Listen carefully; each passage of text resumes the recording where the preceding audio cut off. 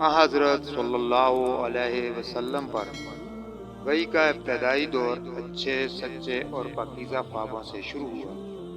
آپ صلی اللہ علیہ وسلم خواب میں جو دیکھتے وہ صبح کی روشنی کی طرح صحیح سچا ثابت ہوتا۔ پھر من جانب قدرت آپ تنہائی پسند ہو گئے اور آپ صلی اللہ علیہ وسلم نے غار حرا میں خلوت نشینی اختیار فرمائی اور کئی دن اور رات وہاں مسلسل عبادت اور یاد الہی ذکر و فکر میں مشغول رہتے۔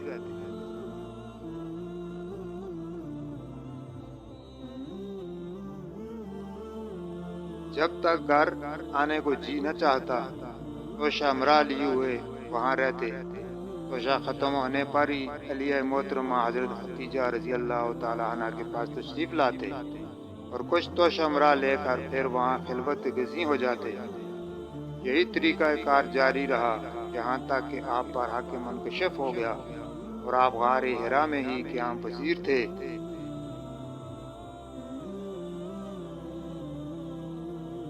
کہ اچانک حضرت جبرائیل علیہ السلام آپ کے پاس حاضر ہوئے اور کہنے لگے اے محمد صلی اللہ علیہ وسلم پڑھو۔ آپ فرماتے ہیں کہ میں نے کہا میں پڑھنا نہیں جانتا۔ آپ صلی اللہ علیہ وسلم فرماتے ہیں فرشتے نے مجھے پکڑ کر اتنے زور سے کھینچا کہ میری طاقت جواب دے گئی۔ پھر مجھے چھوڑ کر کہا پڑھو۔ میں نے پھر وہی جواب دیا۔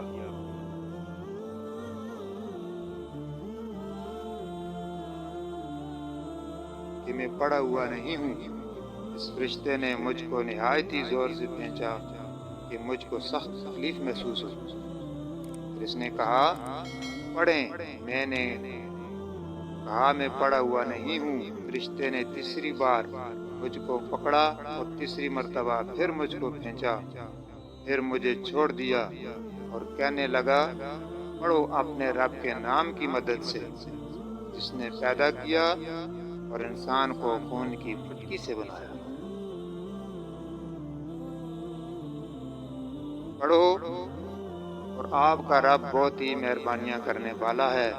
بس یہی آیتیں آپ حضرت جبرائیل علیہ السلام سے سن کر اس حال میں غار حرا سے واپس ہوئے کہ آپ کا دل اس انوکھے واقعے سے کانپ رہا تھا۔ آپ حضرت ختیجہ رضی اللہ تعالیٰ عنہ کے ہاں تشریف لائے اور فرمایا کہ مجھے کمبل اڑا دو، مجھے کمبل اڑا دو۔ لوگوں نے آپ کو کمبل اڑا دیا اور جب آپ کا ڈر جاتا رہا آپ کی زوجہ محترمہ سیدہ ختیجہ رضی اللہ تعالیٰ عنہ کو تفصیل کے ساتھ یہ واقعہ سنایا اور فرمانے لگے کہ مجھ کو اب اپنی جان کا خوف ہو گیا ہے۔ آپ کی علیہ محترمہ ختیجہ رضی اللہ تعالیٰ عنہ نے آپ کی دہاڑیں بندھائیں اور کہا کہ آپ کا خیال صحیح نہیں ہے۔ خدا کی قسم آپ کو اللہ کبھی رسوا نہیں کرے گا، آپ تو اخلاق فاضلہ کے مالک ہیں۔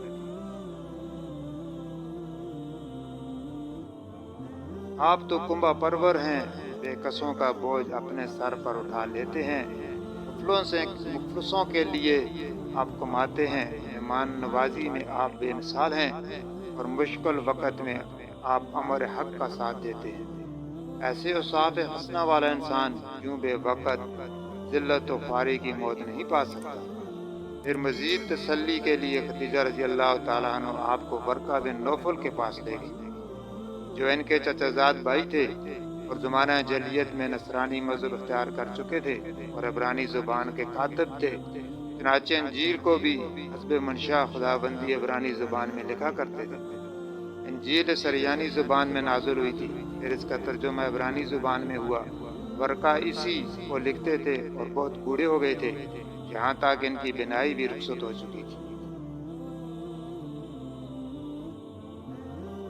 حضرت ختیجہ رضی اللہ تعالیٰ عنہ نے ان کے سامنے آپ کے حالات بیان کیے اور کہا کہ اے چچا زاد بھائی، اپنے بھتیجے محمد صلی اللہ علیہ وسلم کی زبانی ذرا ان کی کیفیت سن لیجیے۔ وہ بولے کہ بھتیجے آپ نے جو کچھ دیکھا ہے اس کی تفصیل سناؤ۔ چنانچہ آپ صلی اللہ علیہ وسلم نے اول تا آخر پورا واقعہ سنایا۔